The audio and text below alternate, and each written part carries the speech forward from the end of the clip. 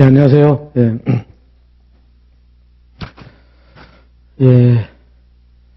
이번 이제, 민소법, 미술만이죠. 시작하게 됐는데요.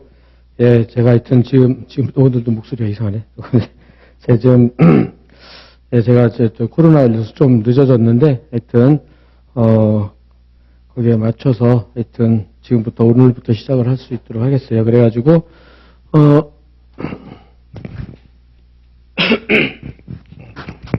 예.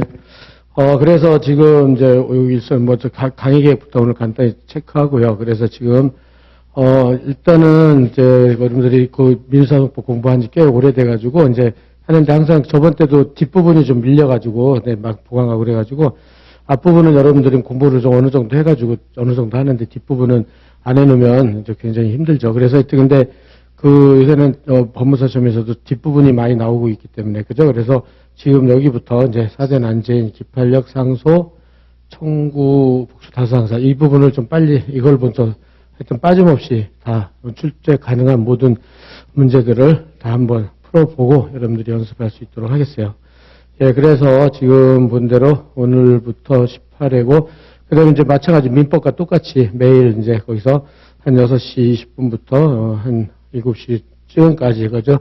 매일 이제 해당 공부한 부분에 대해서 시험 공부를 할 수 있다, 시험을 볼 수 있도록 하겠어요. 그렇게 하고, 근데 이제 교재가 요번에 이제 23년도 이제 개정된 게 저번 때 나눠준 거, 예비선할 때 나눠준 거에서 이제 저번 때 민법처럼요. 그래서 전면 개정을 했어요. 근데 개정을 했는데 거기에 대해서 지금 거기 인쇄는 들어갔어요. 인쇄 들어가서 오늘은 거기 이제 기판력부터 시작을 하니까 그 기판력 부분만 여러분들한테 저기 나눠드렸는데 그 토요일이나 월요일쯤 하여튼 지금 인사팀에서 나오는 대로 요 교재 가지고 하겠어요. 그래가지고 민법처럼 거의 빠짐없이 모든 부분에 대해서 빠짐없이 할 수 있도록 해보겠어요. 그렇게 해가지고 최근 그러니까 올해 요 직전까지 판례하고 그 다음에 이제 다른 국가 시험 문제까지 다 집어넣었어요. 그래가지고 이걸로 하면 이제 나중에 이제 최근 판례 올해 이 후반기에 나오는 이제 채판만 보충하면은 대부분 모든 문제가 대비가 될 수 있다고 생각을 해요. 그렇게 하고 이제 사례 노트도 이제 작년까지 쓰던 그 기본 사례에서 조금 보충을 해서 지금 만들고 있는데 오늘 기판력 사례 풀이고 거의 비슷한데요. 이제 거기 그 사례집에 맞춰서 다시 재편을 해서 같이 할 수 있도록 하고요. 그 다음에 이제 그 암기장도 이제 여러분들이랑 같이 하는데 이제 여러분들이 일순할 때는 기본서로 했고, 그 다음에 이제 참 얇은 책으로 좀 해야 되는데, 그래서, 근데 또 이건 암기장 강의를 한다는 게 아니라 확인하는 방법. 그러니까 오늘 같은 경우도 예컨대 이 사례를 이렇게 풀었다. 그래서 이게 풀었으면은 암기장 가면은 여기 있다. 이렇게 해서 이게 사례 5번이다. 그럼 이게 사례 5번 해가지고 이 부분을 여러분들이 확인하는 정도만 해도 이거는 암기장은 그렇게 하는 게 제일 좋거든요. 확인하는 게. 그러면은 이거 큰 사례로 그죠? 하나 했으면 요 판례 한 두세 줄 있잖아요. 그러니까 그게 이제 금방 연상이 되고 나중에 이것만 봐도 거꾸로 이게 사례가 다 연상이 돼서 풀 수 있도록. 그래서 계속 얘기했지만 빨리 하루에 전범위로 볼 수 있는 그런 실력을 키워야 되기 때문에 하루에 전범 시험 보기 전날 예, 그런 실력을 키우기 위해서 이제 요거 한번 같이 연습을 해볼 수 있도록 하겠어요. 예, 그렇게 하고 예, 그래서 이제 이제 지금은 요거는 이제 지금처럼 사례 30분 하고 이제 한 3시간 정도 공부, 그러니까 10분, 1시간 공부하고, 강의하고 10분 쉬는 방식으로 진행을 할 거고, 예, 그 다음에, 그래서 이제 암기장하고 사대난제 이렇게 지금 설명을 드렸고요. 그래서 오늘부터 이제 기판력부터 한 여기, 난제 여기까지요. 이제, 요때도 이제, 그럼 또 항상 작년에도 이렇게 했더니, 요때 봐서요. 이제 여기 끝나면, 그러면 또 항상 이게 또 증거가 밀리더라고요, 증거가. 그래가지고 항상 뒷부분이 항상 밀려요. 그래가지고 증거 파트를 그냥 바로 하든지 하여튼 그때 저기를 해보겠어요. 이렇게 해가지고, 오히려 증거가 중요하니까 여기 앞부분보다도 그러니까 그런 식으로 해서 어쨌든 빠짐없이 다 진행을 할 수 있도록 그렇게 하겠어요. 예, 그렇게 해서 진행을 하기로 하고, 예, 그래서 이제, 이제 오늘 나눠드린 거는, 이거 앞으로 돼 있네. 그러면 이제 기판력부터 가봅시다, 기판력. 지금 137. 자, 사례집이죠. 사례집은 몇 페이지로 돼? 288.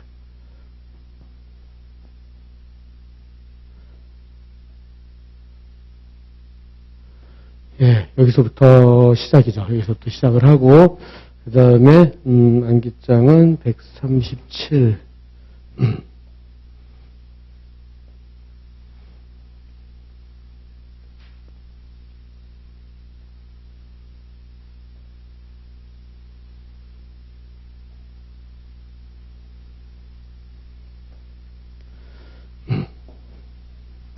예, 기판력의 사례풀이 구조, 여기서부터 이제, 오늘 이제 기판력 들어가도록 하겠어요. 그래서 어쨌든, 법무사 좀 제일 많이 나오는 건 기판력이잖아요. 그죠? 기판력을 확실하게 해놓고, 그죠? 그 다음에 이제 하여튼 뒷부분을 확실하게 해놓으면, 어느 저기 공부보다도 여러분들이 훨씬 수월하게 공부를 할 수 있을 거예요. 그렇게 해서 준비를 할 수 있도록요. 예, 그래서 이제, 저 문제 강의를 시작을 하도록 하겠어요. 그래서 이제 노트, 여기서 첫 페이지부터, 기판력 마찬가지로. 그래서 요것도 노트 완성되는 대로 지금 사례집이 많이 바뀌어가지고 노트 다 재편하고 다시 만들고 있거든요. 그러다 보니까 요것도 다시 책 나와서 완성되는 대로 이것도 재본해서 나눠 드릴 테니까 그렇게 생각을 하시고, 바로 이제, 이번 주는 하여튼 토요일이든 월요일이든 나올 거예요. 그럼 그쯤 노트랑 책이랑 완비돼서 같이 공부를 하면 되니까 그렇게 생각을 하시고, 오늘 이제 본격적으로 기판력부터 진도를 들어가도록 하겠어요. 기판력. 예, 그래서 어쨌든 민사법 통틀어서도 제일 중요하죠. 기판력이 제일 중요하다. 그렇게 해가지고 기판력이 왜 제일 중요하냐면 판결의 모순저촉 방지 방안. 우리 민사소송법에 제일 많이 나오는 게 판결의 모순저촉 방지 방안이란 말이에요. 그 중에서 기판력이 제일 중요하고 그 다음에 제소금지, 중복소재기 이런 순서대로 그죠? 얘네들이 세 개가 그죠? 3대 모저 방지 제도죠. 그 중에서 기판력이 제일 출제도 많이 되고 제일 중요하다고 보는 거죠. 그래서 요거에 따라서 제소금지나 중복소재기가 기판력에 거의 일치해서 그 법리를 그대로 따라한단 말이에요. 그죠? 그렇기 때문에 기판력이 가장 중심되는 제도다 이렇게 생각하고요. 그러면은 이제 보면은 A가 전소해서 그러니까 갑이 을한테 A라는 청구를 했는데 뭐 졌다, 이겼다. 어쨌든 판결이 확정된 게 중요하죠. 확정되면 일단 기판력이 발생한단 말이에요. 그래서 발생. 그랬는데 여기서 지고 나서 주로 졌을 때가 문제가 되겠죠. 그러니까 동일한 청구를 그래서 여기 서울에서 하고 뭐 부산 가서 소를 제기한다. 그래서 동일한 청구, A 청구를 이렇게 하면 여기서 패소했으면 여기서 승소할 수도 있단 말이에요. 그죠? 서로 주장 입증에 따라 달라지니까. 그래서 이렇게 되면 모순저촉이 발생하니까 얘 자체를 이런 일이 없도록 아예 안 받아주는 거죠. 그래서 각 하나 기각을 해버린단 말이에요. 이걸 안 받아준다. 그죠? 이렇게. 그래서 이제 기판력 사례풀이 구조는 일단 판결이 확정됐으니까 기판력이 발생하는지 여부를 검토하고 그것이 작용하는지. 그래서 그럼 작용하려면 주관적, 객관적, 시적 범위에서 그죠? 주관적, 객관적, 시적 범위에서 작용을 한다. 그 다음에 이제 법원의 조치를 논하게 됐죠. 그래서 이것도 앞졌다면은 발작법, 주객시 이렇게. 그래서 기판력은 이 발작법, 주객시로 하면 거의 모든 게 해결이 돼요. 그래서 물론 이제 좀 배점에 따라서 이 중에서 뭐 간단하게 객관적 범위만 쓴다든지 이렇게 하는 건 나중에 요령이고 지금 공부할 때는 발작법 주객시로 될 수 있으면 다 풀어보는 거죠. 다 풀어봐가지고 기판력의 실력이 확실해졌다. 그러면 이제 문제 배점에 따라서 배점이 작으면 해당 부분만 쓰고 배점이 많으면 전체 다 쓰고 이렇게 해서 이제 그거는 나중에 요령껏 하는데 지금은 다 할 수 있더라고요. 발작법 주객시. 그렇게 하고 이제 또 민사소송법은 이렇게 해서 두 문자 따는 것들이 대부분 제도에서 많이 그렇게 돼요. 그런데 그런 게 없으면 민사소송법 쓰기가 굉장히 어렵거든요. 그래서 이제 될 수 있으면 이렇게 두 문자 사례풀이 구조를 해가면서 하겠어요. 그래서 수학공식처럼 딱딱 맞춰서 뒷부분이 그래서 오히려 저런 게 많아요. 그래가지고 앞부분보다 어쩌면 그런 면에서는 더 수월할지도 몰라요. 그래가지고 기판력 부분 이렇게 돼서 발작법 주객시를 앞으로 쭉 한다. 이렇게. 그러면 이제 그 강론으로 들어가서 기판력의 발생 요건은 확정된 종국 판결로 유효할 것. 그죠? 확정된 종국 판결로 무효할 것. 그래서 확정되는 것은 그죠? 판결 정보 송달 2주가 지나면 확정된다. 그죠? 종국은 뭐예요? 종국은 신급을 끝내는 판결이다. 그다음에 유효한 판결만 기판력이 발생해요. 그래서 무효인 판결은 기판력이 발생 안 하는데 그 무효인 판결은 4개. 이거는 제망적게 해가지고 4개. 그죠? 이건 좀 암기하고 있죠. 제망적게. 재판권 흠, 재소전 사망, 당사적게 없다, 소송 계속이 없음을 강간 판결. 이런 것들은 딱 4개는 기판력이 안 발생해요. 그러니까 작용도 안 하겠죠. 그러니까는 이렇게 무효인 판결 나오면은 기판력이 안 발생하고 안 작용하니까 적법하다고 해서 그냥 본안 판단하면 되는데 그거 외에는 거의 96%죠. 그거 외에는 전부 다 아무리 하자가 있어도 그러니까 위법하지만 유효한 판결이 되는 거예요. 위법하지만 유효한 판결. 따라서 기판력이 발생한다. 이렇게 해서 이거에서 4개 빼고는 다 발생하니까 간단히만 쓰면 되는 거예요. 확정된 종부판결 유효하다. 발생했다. 그래서 이렇게 발생하면 이제 작용을 하는 거죠. 작용. 기판력의 작용. 작용은 이렇게 사람은 주관적, 청구는 객관적, 그 다음에 시적 범위 이렇게 나간다. 이렇게. 그래서 이제 전소. 그러니까 이거는 항상 기판력의 전소 판결이에요. 여기서 판결에서 기판력이 발생하고 후소로 들어오면 여기 작용을 하겠죠. 그죠? 전소, 후소. 그죠? 전소, 후소. 좀 입체적으로 보면은 전소에서 원고 피고가 있었고, 그죠? 그 다음에 판결 주문하고 이유가 있었고, 그 다음에 항상 판결문에는요, 변론 종결일이 쓰게 돼 있어요. 판결문에 변론 종결일, 이렇게요. 이렇게 3개가 있다, 이렇게요. 그래서 이제 후소에 소장이 들어왔다. 후소에 소장이 들어오면, 소장이 들어왔다. 그럼 여기도 당사자 쓰게 돼 있고, 청구 취지와 청구 원인을 쓰게 돼 있어요. 그죠? 이렇게 해서, 이제 첫째, 이렇게, 당사자, 이렇게 미치는 거. 그죠? 이게 이제 주관적 범위죠. 전소의 원피고가 받은 확정 판결이 여기에 미치는지, 그 판단하는 게 저기고, 두 번째로는 이 전소 판결 주문 이유에서 발생한 기판력이 후소 청구 취지와 청구 원인에 작용하는 게 객관적 범위고, 그죠? 그 다음에 세 번째로는 전소, 변론, 종결 전 사유는 기판력에서 다 차단된단 말이에요. 따라서 전소, 변론, 종결이 여기 미치는 게 시적 범위예요. 이렇게. 그죠? 그래서 주객시로 딱 되는 거죠. 주객시. 그래서 전소 판결하고 후소의 소장하고 비교해서 정확하게 입체적으로 딱 준비할 수 있도록. 그래서 오늘은 이제 주로 주관적 범위가 많이 나갈 텐데요. 주관적 범위는 원칙적으로 원피고한테 미친다. 그죠? 원고 피고. 그죠? 원고 피고한테 미치고 제3자한테는 안 미친다. 그 이유는 뭐죠? 제3자한테 미치면 제3자 절차 기본권, 절차권 침해된다 하는데 항상 기판력은 뭐랑 일치하냐면 이게 집행력이랑 일치한단 말이에요. 그죠? 기판력이 미치는 법이랑 집행력이 미치는 법이랑 일치한단 말이에요. 그죠? 그럼 갑이 을한테 쌓인 승소 확정 판결로 제3자인 병한테 미친다 그러면 병은 알지도 못하는데 갑이 을에 대한 판결로 강제 집행당한 우려가 있단 말이에요. 그죠?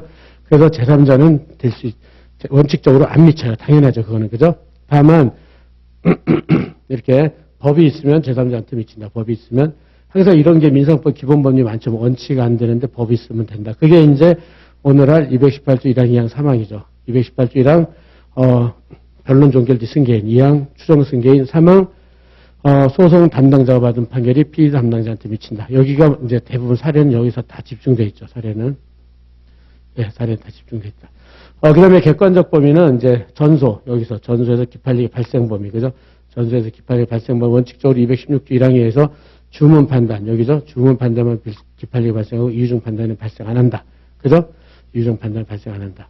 다만 예외적으로 여기요. 216조 2항에서 상견은 이유중 판단이라도 기판력이 발생한다. 그래서 객관적 범위에서도 첫 번째 잘 나오는 건 사례 나오는 건 더 상계항변에서 많이 나오죠. 그죠? 상계 쪽에서. 그것도 주로 예외 쪽이 나온다. 그 다음에 이게 이제 후수에 작용을 한단 말이에요. 청구 원인, 청구 취지, 청구 원인은 그럼 어떤 때 작용을 하느냐. 후수의 기판력이 작용 범위, 그죠? 따라서 전소, 후소 판결에 모순저촉 우려가 있어야 돼요. 지금 기판력이 모순저촉 방지 방안이잖아요. 그죠? 그렇기 때문에 모조 우려가 있어야 기판력이 작용은 하고 미친다. 그럼 모순저촉 우려가 있으려면 전소 청구와 후소 청구 사이에 동일이거나 성결이거나 모순일 때 작용을 하겠죠. 그래서 동선모 그러죠. 동선모. 따라서 동일, 성결, 모순은 따로따로 다 이제 하나씩 이제 검토를 해보는 거죠. 이제 사례로. 그래서 동선모. 여기서도 동선모에 대해서 사례가 쭉 나온다. 이고요. 그 다음에 시적 범위는 표준시. 이게 변론 종결시란 말이에요. 그죠? 표준시. 그래서 표준시. 따라서 전소 변종시 권리관계 존부의 기판력이 발생한다. 그러니까 전소 판결이 확정되면 다시 되돌아가서 변종시 원고의 권리가 있나 없나 거기에 따라서 기판력이 발생한다는 뜻이고, 그 다음에 차단효, 그 표준시에 의해서 차단효가 생긴다. 즉 전소 변종 전에 주장했던 거나 할 수 있었던 거, 그죠? 이런 것 했던 거 할 수 있었던 거 둘 다 공격 방어 방법은 후소에서 차단된다. 그래서 주장은 못한다. 이게 그래서 기판력이 미친다. 결과적으로 전소 기판력이 후소에 미친다. 또는 후소 판결은 전소 기판력이 저촉된다. 이런 식으로 쓰는 거죠. 그래서 여러분들 편하게 전소 기판력이 후소에 미친다. 가장 심플하게 쓰는 거죠. 그래가지고 차단이 여기도 주로 예외에서 다 나오죠. 예외에서. 그죠? 예외완. 따라서 전소 변종 전이 아니라 후에 새로운 사실은 기판력이 안 미친다. 또 전소 변종 전이라도 공격 방법이 아니라 소속물이 다르면 차단이 안 된다. 소속물이 다르다는 것은 전소 청구와 후소 청구 사이에 동일도 아니고 모순도 아니고 성결도 아닌 경우 이럴 때 소속물이 다르면이라고 하고 판례는 이렇게 전소 변종절에서 소속물이 다르면 변종 후 사유로 포함시켜버려요. 그렇죠. 판례가. 그러니까 그래서 예외 2가 되는 거예요. 이게. 그죠? 그리고 사례는 다 여기서 나오죠. 여기서 사례, 변종 뒤 사례 한 4-5개. 여기도 한 4-5개 나오죠. 예, 이렇게 해서 전부 예외에서 나온다는 거. 그죠? 이렇게. 예, 그렇게 해서 볼 수 있도록 하고, 그래서, 객관적 범위에서 주객시. 그래서 오늘은 이제 주관적 범위 위주로 할 건데, 이제 이렇게 된다. 그렇게 하고, 이제 다음 페이지 보면은, 예, 그러면 법원의 조치. 그러면은 법원의 조치에 대해서는 이제, 청구, 아까 본 대로 동일이나 모순으로 작용할 때, 그죠? 동일이나 모순으로 작용할 때는, 여기는 학설이 대립되는데, 우리 판례는, 여기서 모순금지, 이거는 뭐 학설은 필요 없잖아요. 그죠? 그러니까, 이거는 이제, 판례의 모순금지설, 판례 모순금지설만 정확히 외우면 되겠죠, 우리는. 전수에서 승소 확정된 자가 동일한 후소를 제기하면 권리 보호가 없다는 이유로 소를 각하당하고, 전수에서 패소 확정된 자가 후소를 제기하면 일단 패소했으니까 권리 보호를 못 받았단 말이에요. 권리 보호는 있지만 기판력이 작용해서 이게 판례가 모순금지잖아요. 그러니까 모순된 판단 금지예요. 그래가지고 청구 기각을 한다, 이렇게요. 예, 그래서 그냥 간단하게 전수 승소 확정 권리 보호 소각화 전수 패소 확정되면 모순된 판단 금지 청구 기각 이렇게 딱 답안지에 딱 2줄만 언급하면 돼요. 그죠? 예, 그렇게 해서 보고. 근데 문제는 후세 성결일 때, 후세 성결로 전수의 소속물이 후세 성결 관계로 작용할 때는 이때는 모순 금지 그런 게 없어요. 그냥 이때는 소를 각하하는 게 아니고 후세 성결일 때는 전소 판결을 전제로 후소 법원은 본안 판단한다. 이설이 없다. 이거만 딱 쓰면 돼요. 같은 말. 그래서 이렇게. 네, 그래서 이렇게 되면 이제 기판이 끝났어요. 그죠? 그래서 발작법 주객시 이렇게 해가지고 그죠? 요 정도 쓰는 걸로 해가지고 이제 하나씩 나가도록 해보겠어요. 그래가지고 맨 처음 문제 소각합 판결 이거는 원래는 여기 총론 부분에 나오는 건데 여기 편제 짝이 저기 해서 이거 해가지고 했어요. 이거는 그 예비선할 때 했던 그 이거 책 페이지. 그래서 민소법 정리 그죠? 그 페이지에 거기 그 민법처럼 거기처럼 여기 다 이렇게 그 2에 가에 동그라미 3번 판례라는 뜻으로 다 정리해놨어요. 근데 이거는 약간 지엽적인 거라서 암기장에는 좀 거기 누락됐고 근데 연습은 해봅시다. 이거 다른 국가시험에서 아직 나오진 않았는데 이 소각합 판결은 정리를 하나 해줘야 되겠죠. 소각합 판결. 소각합 판결에 대해서 기판력 문제. 요거를 소각합에 대해서 총정리한다 생각을 해주세요. 그래가지고 문제를 보면 여기서부터 이제 본격적으로 시작을 하겠어요. 그래서 여말리 불황민들은 그 소유 임야를 마을 유지 액세계 등기명의 신탁과 소유권 보존 등기를 경유해 점유 관리해 왔다. 그럼 여말리는 이거는 불황이잖아요. 불황은 뭐죠? 그럼 법인, 비법인 사단 조합 중에 비법인 사단이죠. 그죠? 비법인. 이렇게 하나 체크해놓고. 근데 Y불학은 그 임야에 대한 소유 등을 청구하고자 주민총회 열고 X에 대한 명신 해지를 하기로 결의하고 Y불학 명의 자체로 원고가 되어 X를 상대로 2010년 3월 1일 명신 해지를 원인한 소유 등 청구에 소를 제기했다. 이 소송에서 법원은 Y불학, 그죠? Y불학 비법인 사단이라고 해서 비법인 사단은 당사자 능력이 있어요, 없어요?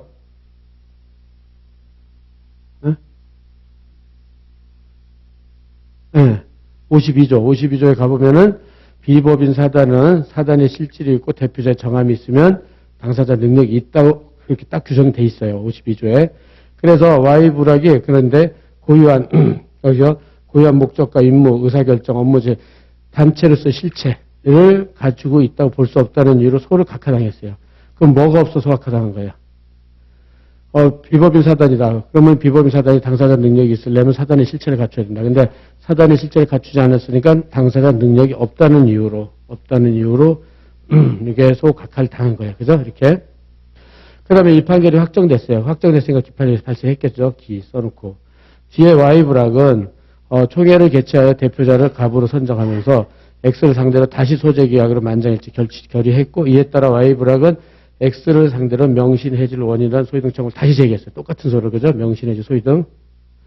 똑같은 소를 제기했다. 했고, 이 소송 절차에서 Y불학은 여말리 마을의 목적과 의사결정, 업무 집행 등을 규정한 연말리 마을의 직을 규정할 단체로서 실체를 갖추고 활동하고 있음을 새로운 증거로 제출해서 사단의 실체를 가졌으니까 당사자 능력을 보완했다는 점을 증거로 제출한 거예요. 그죠? 이게 이제 중요한 역할을 하는데, 이랬을 때, 그렇다면 후소, Y불학의 후소가, Y불학 명의 소가 적법한지 여부에 대해서 그 논거를 들어 서술하시오. 이렇게 돼 있죠. 그러면 이제 이게 소송 요건, 흥결로 소학과 판결에 대한 기판력 발생 범위 작용인데요. 그러면 이렇게 됐다. 그럼 여기에 대해서 이제 다시 요걸 기초로 노트를 가보겠어요. 그럼 요 다음 페이지. 예, 그래서 이제 소각합 판결에 대한 기판력의 발생.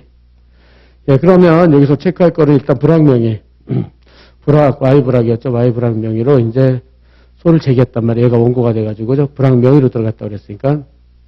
그러면 Y불학은 비법인 사단이다. 비법인 사단. 근데 이제 판결문이 나왔는데 판결이 어떻게 확정이 됐냐면, 전수 확정 판결이 어떻게 확정됐냐면, 주문에는 소각합 판결을 받았죠. 그래서 이유에서는, 이렇게 해놓읍시다. 이게, 이렇게 해서 이건 이유 중에서 판단된 거. 이거, 이렇게 내려놓읍시다. 이거를 이유 중에서 판단됐다. 이렇게. 여기 판결 주문에는 이 사건 소를 각하한다. 이렇게 해서 거기서 뭐 당사자 능력 없다. 이런 말 안 쓴단 말이에요. 그죠? 그래서 이유에서 당사자 능력이 없다. 왜냐면 저기 52조 사단의 실질을 갖추지 못했기 때문이다. 이런단 말이에요. 그죠? 그래서 그럼 여기에 확정됐으니까 일단 기판력이 발생한다. 그죠? 그런 다음에 또 이제 이렇게 해서 확정된다. 기판력이 확정됐는데 이렇게 해가지고 Y불학 명의로 다시 또 후소를 제기했죠. 후소를 제기했다. 그래가지고 명신의 소위 등 또 제기했어요. 그죠? 근데 이번에는, 대표자와 사단의 실질이 갖췄다는 거를, 문제 보면 이걸 보완했다는 게 나타났잖아요. 그죠? 그렇게 되니까 당사자 능력 구비한 것처럼 이렇게 딱 나왔죠. 그죠? 실제 판례 사안에서. 그러면 이렇게 소각합 판결 기판력이 발생한다면, 그죠? 기판력이 작용하는지 주객시, 그 다음에 법원의 조치, 이렇게 순서대로 논하면 되는 거예요. 발작법 주객시로. 그죠? 그러면, 기판력이 발생하느냐. 그래서 여기가 정확하게 요거, 소송 요건의 기판력 발생 범위를 좀 정확하게 해야 되는데, 여기 약간, 이렇게 봅시다. 그럼 주문은 정확히 보면 저건 소 각하한다. 이 사건 소를 각하한다. 이렇게 밖에 안 나와요. 그죠? 그 다음에 이유에서는 뭐라 그러냐면, 왜냐하면 당사자 능력이 없다. 그래, 당사자 능력 없는 이유로서 사단의 실체가 없다. 그러니까 사단의 실체를 갖추고, 요렇게 딱 문제에서 주어졌잖아요. 그죠? 사단의 실체가 없다. 이렇게 주어졌단 말이에요. 그래서 당사자 능력이 없다 그런 거예요. 그죠?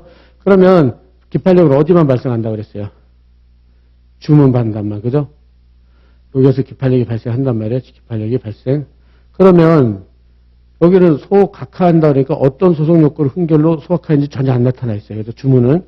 그러니까는 여기에 대해서는 당사자 능력 없어서 소각했는지 안 했는지 전혀 모르니까는 어느 소송 요건에 흥결로 소각하든지 안 나타나 있어요. 그래서 여기에 대해서 우리 소각하에 대한 판례 이론이 뭐냐면 어느 소송 요건이요. 당사자 능력이 없던 소송 요건은 주문에는 쓰질 못하기 때문에 이유에 썼지만은 이거는 곧 주문에 쓰는 거나 마찬가지라고 보는 거예요. 따라서 판결 이유를 참작해서 판결 이유 흠을 참작해서 어느 소송 요건이 흠이 있는지는 판결 이유에 참작해서 소각합 판결 기판력이 발생한다. 즉 당사자 능력이 없다는 데 대해서 당능이 없다는 데서 기판력이 발생한다는 거예요.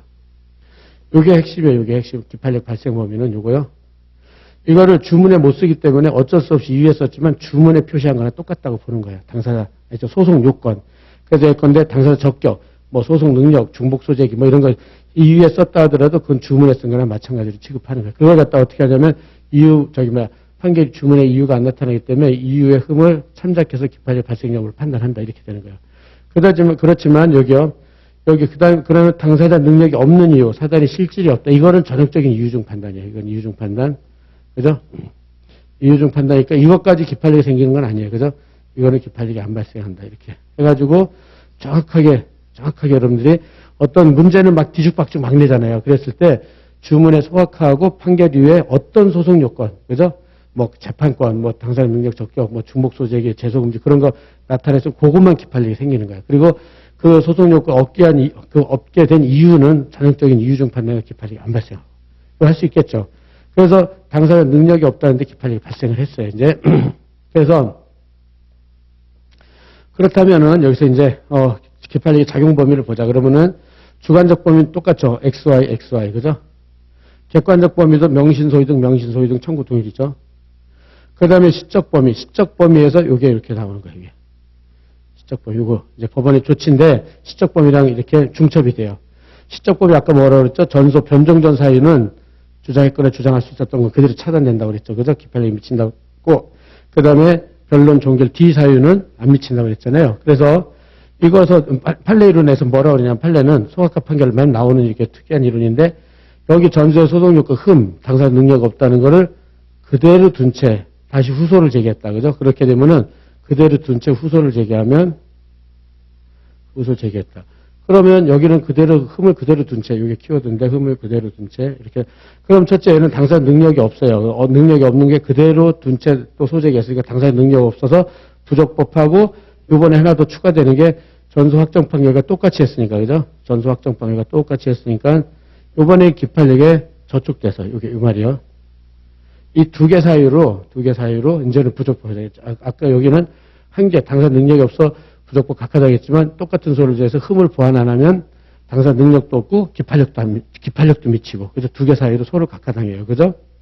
그랬는데 이번에는 소송 요건의 흠을 보완했어요. 흠을 보완하는 것은 뭐냐면 이거는 이 재판이 끝나고 보완할 수밖에 없잖아요. 패소 확정되고 보완할 수밖에 없잖아요. 그래서 이게 변종 뒤 사유라는 거예요. 변론 종결 뒤 사유. 숨은 뜻이 변론 종결 뒤 사유. 변론 종결 뒤 사유니까 이거는 기판력이 안 미친다는 거야. 그죠? 기판력이 요거 흠을 보완해서 들어왔을 때는 그러니까는 요번에는 흠을 보완했으니까 모두 당사자 능력도 있잖아요, 이제. 그죠? 당사 능력 없는 흠을 보완했으니까 있고 기판력도 안 미치고. 그죠? 이렇게. 따라서 이제 적법이 됐죠. 적법이 됐으니까 이제는 본안 심리를 해 주겠죠. 이렇게. 예. 그래서 딱딱 떨어지잖아요. 그죠? 그래서 요게 이제 시적 범위와 법원의 조치랑 같이 연결돼서 나오는 거예요. 그죠? 그래서 그대로 둔 채 보험을 보완하지. 이게 이제 핵심이에요. 이게 그래서 여기가 제일 중요해요. 여기 요 말을 잘 판단해야 돼. 근데 지금 흠을 보완했어요, 안 했어요? 흠을 보완했잖아요, 그죠? 흠을 보완했으니까 기판력이 안 미치고 당사자능력도 구비됐죠. 예, 이렇게 나가면 돼요. 이렇게 그래서 반적법 주객시를 한다. 이렇게고요. 그다음에 이렇게 푸는 방법만 정확히 보고요. 그런 다음에 기판력 이제 여기서 이제 문제 논점의 정리 보고. Y 불확의 당사자 능력 구비 여부. 이제 당사자 능력 가서 자세하게 하겠는데, 저기서 문제 52조는 여러분들 조문 찾아가지고요. 법인 아닌 사단, 대표자 있으면, 그 이름으로 당사자가 될 수 있다. 그래가지고, 그 이름으로 당사자가 될 수 있다는 말은 당사 능력이 당사 능력이 있다는 거야. 당사 능력이 있다는 뜻이다. 법에 의해서 있는 거, 법에 의해서. 그죠? 그래서 여기서 본대로 법인 아닌 사단. 그래서 요건이 여기 나온다고 생각하면 돼요. 사단의 실질을 갖출 것, 대표자의 정함이 있을 것. 이렇게 해서 요건을 조문에서 만들어버릴 것. 입법 취지는 나중에 보겠지만은 이 당사 능력을 부정하면은 비법인 사단은 총유란 말이에요. 총유에 대한 소송은 구성원 전원이 해야 되는 고유 필수적 공동성이란 말이에요. 전원이. 그래서 한 명이라도 빠지면 당사자격 흠으로써 부적법 각하당한단 말이에요. 그래서 부정하면 비법인 사단 구성원 전원이 소송 수행하는 소송 수행 불편을 극복하자 이거거든요. 극복할 당사자 능력이 있다고 하고, 이건 당사자 능력과 다시 자세하게 하기로 하고, 따라서 비법인 사단이 당사자 능력을 갖추기 위한 요건은 여기 사단의 실질을 갖추고 대표자의 정함이 있어야 한다. 그럼 사단의 실질은 뭐냐면은 조다단, 그죠? 의사결정, 업무 집행이 조직을 갖추고, 조직이 뭐냐면 정관 작성, 규약 작성 이런 거예요. 이런 거 갖춰야 되고, 이런 업무 집행 의사결정이 다수결 원칙에서 이루어져야 되고, 구성원 가입될 때와 관계없이 단체성 자체가 존속돼야 된다. 그래서 조다단 이렇게 조직 다수결 단체성. 그죠?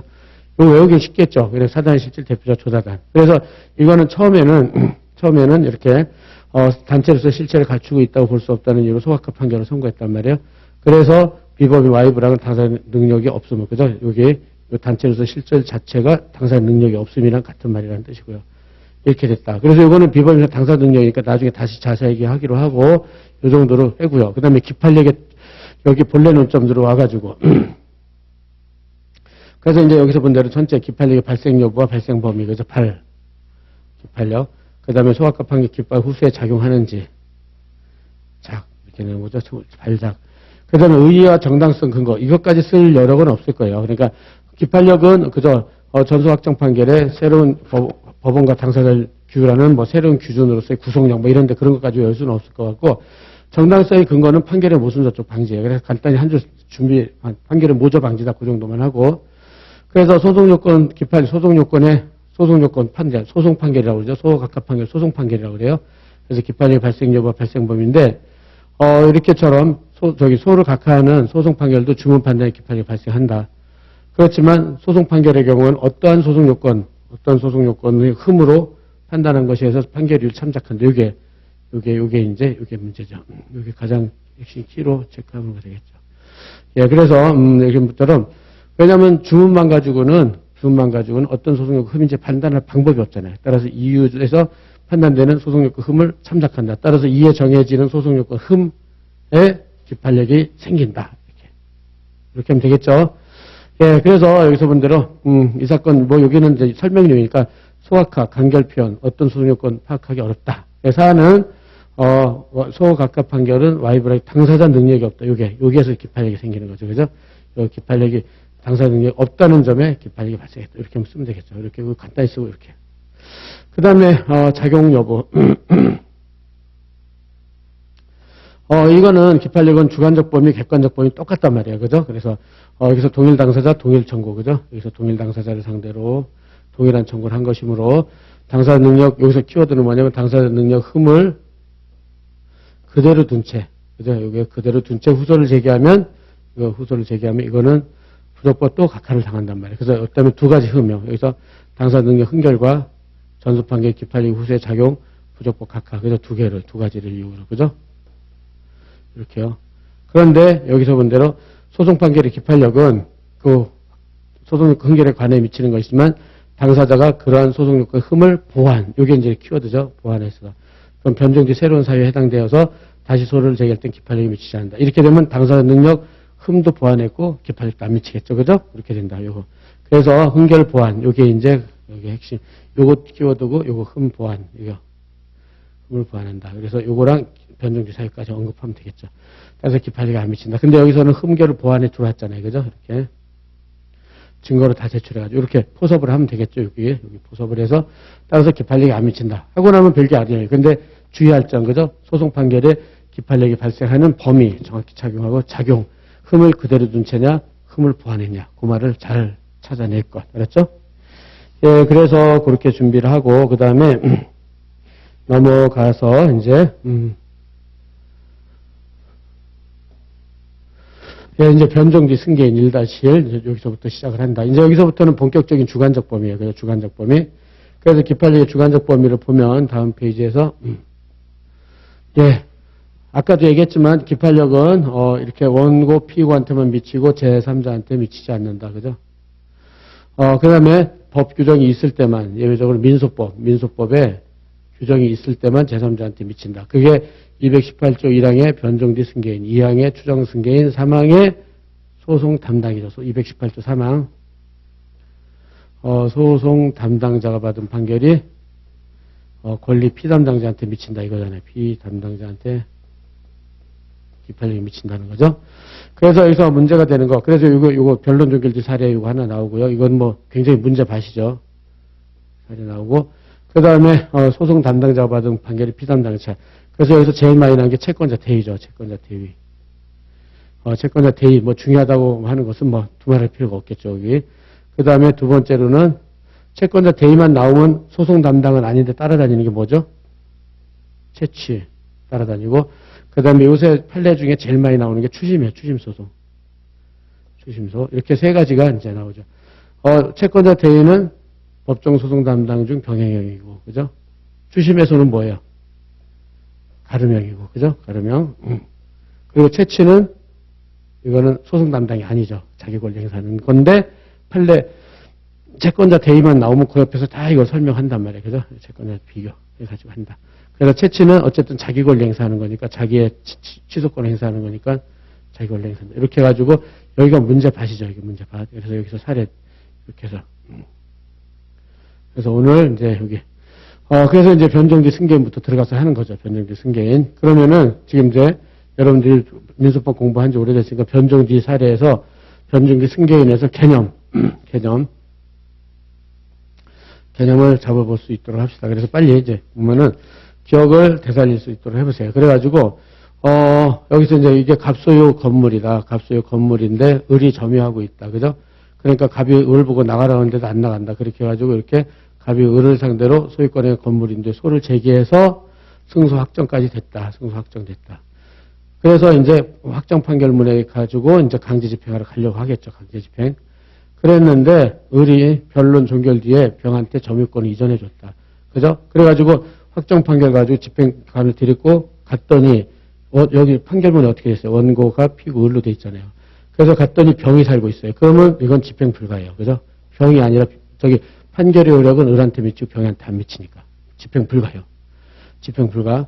그렇게 되니까는 갑은 할 수 없네. 그래 또 소를 제기하는 거야. 병한테. 승소 확정되면 또 정한테 빼돌리고 계속 빼돌리면 갑은 자기 소유의 건물에서 한 번도 못 살고 그죠? 자기는 쓸쓸히 죽어가는 거죠. 그렇게. 그래서 그거를 막자 이거죠. 그거를 막자. 그래가지고 전소 판결이 무위가 되는 것과 그다음에 승소 당사의 지위가 붕괴되는 걸 방지하기 위해서 아예 입법적으로 그죠? 입법적으로 민사소송법에서 218조 1항을 규정을 해가지고 변종 뒤 승계인 변론 종결 뒤에 승계인한테는 아예 기판력이 미치는 걸로. 그래서 기판력이 미치면 집행력이랑 일치한다고 그랬잖아요. 그죠? 그래서 강제 집행을 할 수 있도록 해서 이렇게 전소 판결이 무위가 되고 갑의 승소 당사의 지위가 붕괴되는 걸 막는 거죠. 입법적으로. 그래가지고 여기서 문제로 판결 원고 갑 피고 을 그다음에 이제 저기는 을이 병한테 승계했으니까 그죠? 승계 집행문을 받아야 되겠죠. 그래가지고 갑은 을한테 이겼다. 을은 병한테 승계했다. 갑은 병한테 강제 집행할 수 있는 정문을 부여합니다. 그래서 판사가 도장 꽝 찍어서 가져가면 강제 집행이 가능한 거죠. 그죠? 이렇게. 그럼 이렇게 된다. 그러면 이렇게 되려면 그죠? 일단 변론 종결 뒤에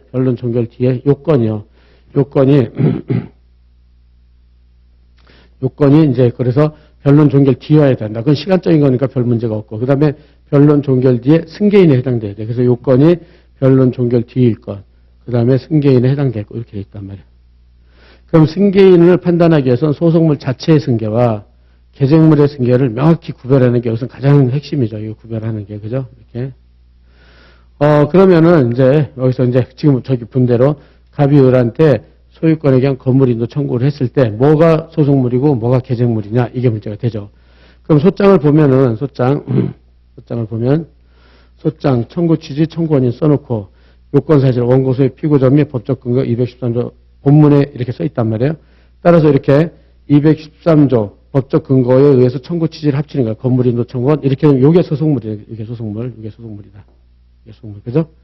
그래서 구이론에 우린 구이론만 보면 되잖아요. 판례 구이론에 따르면 실제법상 권리가 소속물이에요. 실제법상 213조 본문에 따른 소유권에 반환 청구권, 소유권에 건물인도 청구 소속물이에요. 그래서 이거는 청구 취지 기재된 게 소속물이라고 하는 거예요. 청구 취지 기재된 게. 그리고 그 다음에 계쟁물을 보면은요. 싸움 있는 물건은 이 건물이란 말이에요. 건물. 그죠? 건물. 그래서 이게 계쟁물이에요. 그런데 여기서 갑은 계쟁물에 대해서 소유권이 있고 얘는 점유권이 있잖아요. 이렇게 계쟁물에 대해서 갖는 법적 지위 또 계쟁물에 대한 당사 적격인데 이걸 갖다가 다 생략을 해버려요. 이렇게 법적 지위하고 당사 적격을 생략하고 그냥 계쟁물이라고 하면 여기를 말하는 거예요. 여기. 갑소유 을점유. 이게 계쟁물이다. 그죠? 그래서 이렇게.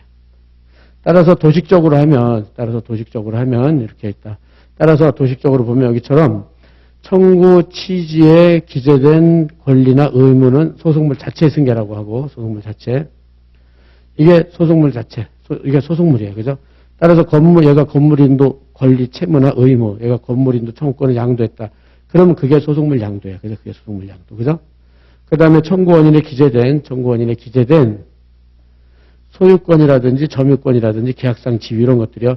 이런 거는 선법이라고도 하고 요걸 계쟁물이라고 한단 말이에요. 이렇게 해서 쭉 내려서 계쟁물. 그죠? 그래서 계쟁물에 대해서 갖는 당사자의 적격이잖아요. 그죠? 근데 뒤에 걸 생략하고 그냥 계쟁물이라고 한다. 따라서 도식적으로 하면 이제는 청구치에 기재된 거는 소속물, 청구원에 기재된 권리 의무는 계쟁물 이렇게 도식적으로 딱 외워놓는 거죠. 그죠? 딱 외운다. 그래가지고 이제 여기서 본 대로 그렇다면은 여기서 갑이 소유권에 건물인도 청구를 했는데 청구치에 기재된 소속물을 건물인도 의무를 승계했다. 그럼 소속물 승계가 되는 거죠. 이렇게. 그죠? 그런데 여기에 대해서 건물에 대한 소유권, 점유권, 을이 이 점유권 이전해줬다. 그럼 계쟁물 승계가 된다. 그죠? 소속물, 계쟁물. 명확하게 알 수 있겠죠? 이거 구별 못하면 이 문제는 못 풀어요. 그리고 이 문제는 굉장히 많이 나오니까.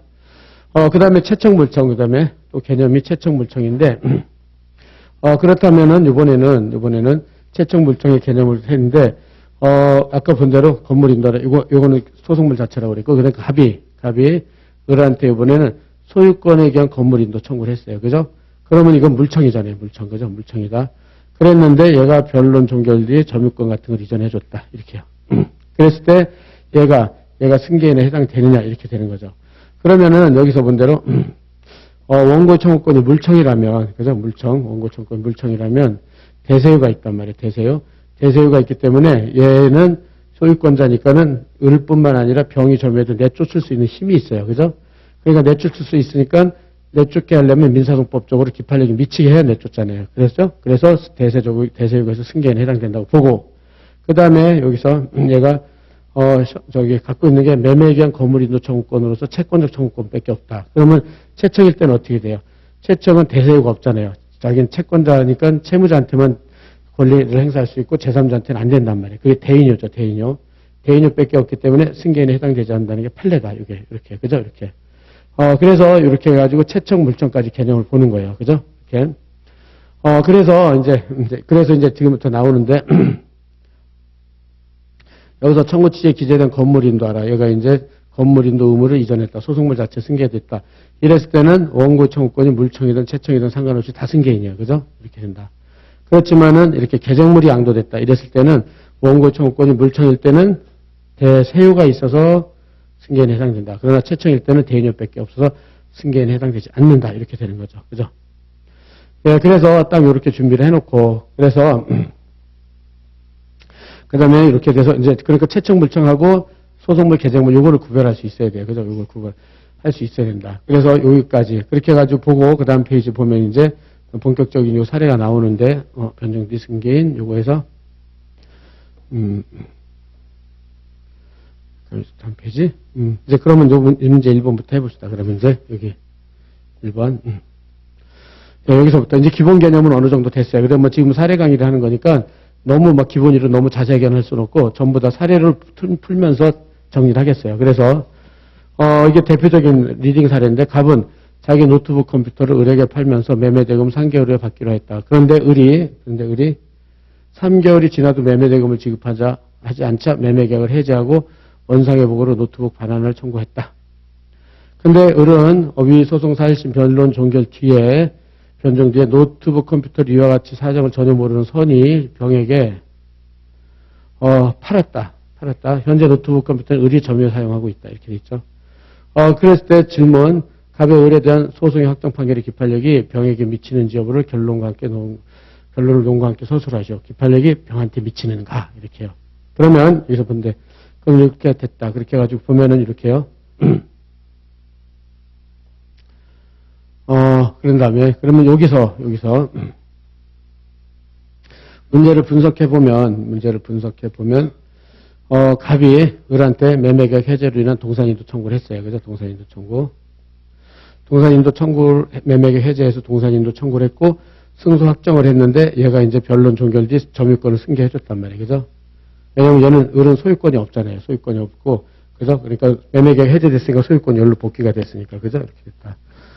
그렇게 해가지고, 그랬는데, 그래서 이 승소 확정 판결에, 그래서 여기 첫 번째 1번, 그 다음에 여기서 2번, 여기 3번이겠죠? 3번 승소 확정 판결의 기판력이 병한테 미치는가? 이렇게 되는 거죠. 근데 이때 병은 이제 민법적인 지식으로 뭐냐면 얘가 선이기 때문에 249조 선의 취득도 할 수 있고, 해제로 인한 제3자, 548조랑 단서의 제3자에 해당될 수도 있어요. 이런 거를 뭐라면 실제법, 민소법 실제법이라고 그러죠. 실제법상 고유의 방어 방법이 있다고 보는 거예요. 고유의 방어 방법. 이렇게. 이런 경우에 갑이 받은 기판력이 병한테 미치는가. 그죠? 이렇게. 원칙은 안 미쳐요. 갑의 을에 대한 판결은 안 미치는데 병이 예외적으로 법규정으로서 218조 1항의 변종지 승계인에 해당되느냐. 이렇게. 여기서요. 그래서 갑이 받은 기판력이 병한테 미치는가. 그래서 기판력의 주관적 범위. 그죠? 그래서 원칙적으로는 갑은한테는 미치고 제3자에 안 미친다. 법이 있으면 미친다. 그래서 법 중에 얘가 218조 1항의 변종지 승계인에 해당되는지 문제가 된다. 이렇게요. 그러면 병이 218조의 변종지 승계인 요건 변론 종결 D가 맞죠? 그럼 승계인에 해당되는가? 이렇게 되는 거죠. 그래가지고 여기서 하는 것은 소개방. 그러니까 여기서 그러니까 218조 1항은 소개방이에요. 그래서 소개방. 여기서도 방어 방법인데 항상 이렇게 218조 1항 나오면 소개방으로 하는 거죠. 소개방. 그래서 소속물 승계냐, 계정물 승계냐, 고유의 방어 방법이 있을 때는 어떻게 되느냐, 이렇게 되는 거죠.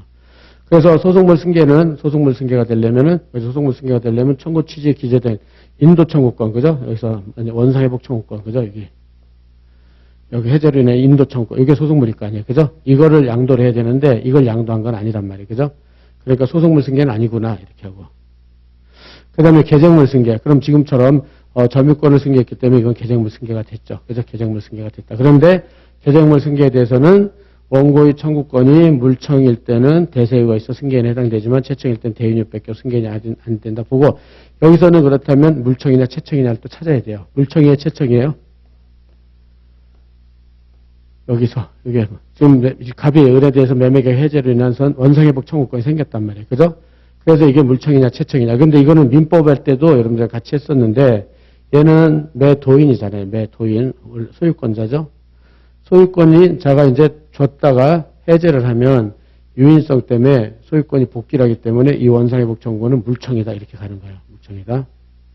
그러나 매수인. 이것도 민법 잘 기억하세요. 매수인 할 때.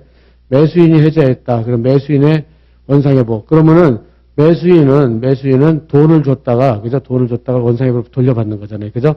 그래서, 금전은 어떻다고 그랬죠? 금전은 유인성 같은 게 적용이 안 돼요. 금전은 점유가 이전되면 소유가 이전돼 버려요. 그래서 회복이 안 돼요. 회복이. 그래서 얘는 소유권이가 물청이 없어요. 소유권이가 물청이 없다. 돈에 대해서는 돈은 점유가 이전되면 소유가 이전돼 버리기 때문에 이건 소유권이가 물청은 있을 수가 없어요. 소유권이 여전히 갑이니까. 따라서 부당이득의 특칙으로 원상회복을 청구할 수밖에 없고 그게 특칙은 그러니까 매수인이 해제하면 채청이에요. 그러니까 이거 정확히 해주세요. 민법, 민사소법 다 민법을 원용을 해서 그래 안 그러면 민수법이 안 되잖아요. 그죠? 따라서 지금 매도인이 해제했죠. 그러니까 매도인이 해제했으니까 얘는 물청이라는 거 이런 논리를 가지고 답은 이렇게만 쓰면 되겠죠. 매도인이 물청이죠. 그죠? 예, 그래서 물권적 청구 알겠죠? 매도인, 매수인 정확히 구분할 수 있도록 하고 따라서 여기서 원고의 청구권이 물청이 됐죠. 물청이 됐으니까는, 계정물 승계 물청이니까, 병은 28변론 중에 승계에 해당된다. 근데 문제는 여기가 뭐가 있어요? 고유의 방어 방법이 있단 말이에요. 민법상 항변이에요. 민법상 항변권. 뭐죠? 선의 취득하고 548조랑 단서 제3자라고 주장할 수가 있단 말이에요. 그랬을 때 어떻게 처리하느냐. 그것도 보면, 판례 입장만 쭉쭉 보겠어요. 민법상 고유의 방어 방법. 다음 페이지. 소개방 이렇게 해가지고요.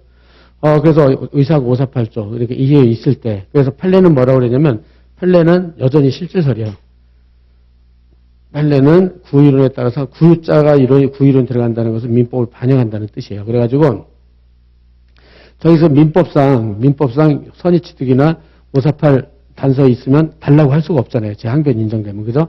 그래서 달라고 할 수 없다. 뺏어올 수가 없다. 그렇게 되면, 그때부터는 218조 승계인이 아니라고 보는 거예요. 따라서 판결을 안 미치고 집행이 안 된다는 거예요. 집행이 안 된다. 그래서 원고가 억울하니까는 집행문 부여 신청을 하면 집행문 부여를 안 해주는 거예요. 안 해주니까 순서대로요. 따라서 원고 갑이 너무 억울하다 하면 집행문 부여에 소를 제기하는 거예요. 원고가 이렇게 소를 제기하는 거죠. 이렇게. 근데 이제 거기에서는 승계인 병은 항변으로서 대항이 가능하고 권리구제를 받는다. 이런 논리를 취하는 게 판례예요. 그래서 여기까지 다 해놓는 거예요. 여기까지. 그랬죠? 그럼 누가 소제기하고 누가 항변하는지. 원고가 승계집행문 부여를 안 해주니까 소제기는 원고가 해야 돼요. 그죠? 그리고 승계인은 항변만 하면 되는 거죠. 민법상 항변. 그러면은 이기겠죠. 왜냐면 이 사안에서는 선의취득이든지 548조는 단서가 되니까. 그래서 결론은 판례만, 학설은 보지 말고 학설에 판례만 보면 된다. 그래서 결론은 지금 질문은 뭐라고 나왔냐면 판결력이 미치느냐 그러니까 판결력이 안 미친다. 여기까지만 쓰면 되는 거예요. 그 다음에 누가 소제기를 해야 되는가? 그럼 원고가 해야 된다. 이렇게. 여기까지가 완성형이에요. 완성형. 그랬죠? 이게 그래서 218조 1항 변정대 승계인의 리딩 사례라고 생각하면 됐고요. 이게 이제 가장 기본 사례. 여기 해서, 그래서 이제, 민법에서도 했지만 가장 기본 사례가 있고 가장 출제 가능한 사례들이 이런 게 있다고 그랬잖아요. 그죠? 기본. 이렇게 됐죠. 이렇게 해가지고, 그래서 여러분들은 지금부터 1시간 정도 지났으니까 10분 쉬면서 요거를 한번 확실히 정리해 소개방, 그래서 218조랑 변종기 승계, 소송물, 개정물, 방어 방법. 이걸 좀 정리하고 다음 시간에 이제 변종기 승계를 마무리할 수 있도록 하겠어요.